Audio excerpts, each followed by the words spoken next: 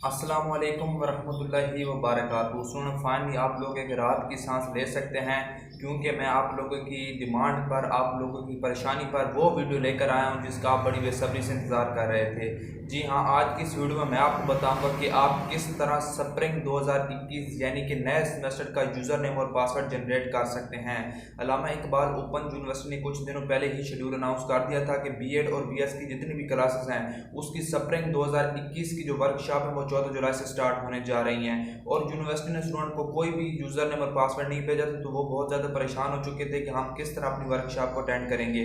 तो आज की इस वीडियो में आपको बताऊंगा कि आपने किस तरह अपना यूज़र नेम और पासवर्ड जनरेट करना है ताकि अपनी वर्कशॉप को आप अटेंड कर सकें। तो आज की इस वीडियो को आपने लाजमी तौर पर मुकम्मल देखना है, वीडियो को लाइक कर देना है और चैनल को भी सब्सक्राइब कर देना है। तो स्टूडेंट चलिए अपनी वीडियो को शुरू करते हैं। सबसे पहले बात कर लेते हैं कि अल्लामा इकबाल ओपन यूनिवर्सिटी कौन से सेमेस्टर की वर्कशॉप स्टार्ट करने जा रही है। 14 जुलाई से बीएड और बीएस की स्प्रिंग 2021 की वर्कशॉप स्टार्ट हो रही है, जो कि न्यू सेमेस्टर है। तक बात क्लियर होगी। अभी आपने अपना वर्कशॉप शेड्यूल अल्लामा इकबाल ओपन यूनिवर्सिटी की वेबसाइट से डाउनलोड कर लेना है। इसके ऊपर मैंने अभी एक वीडियो बनाई है जिसका लिंक मैं आपको डिस्क्रिप्शन में दे दूंगा, वो वीडियो भी आपने जाकर लाजमी देखनी है। अब बात कर लेते हैं कि आपने अपना यूजर नेम और पासवर्ड कैसे जनरेट करना है।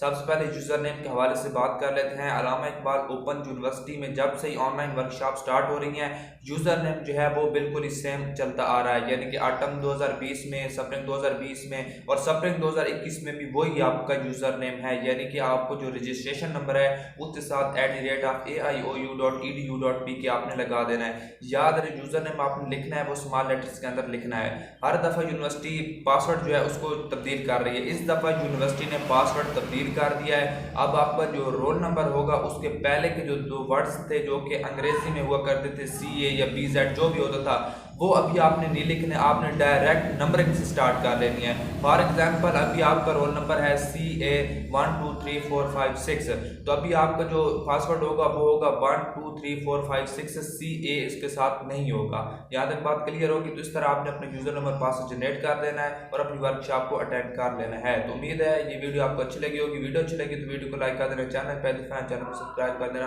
आज की वीडियो यहाँ तक थी, मुझे दीजिएगा इजाजत। अल्लाह हाफिज।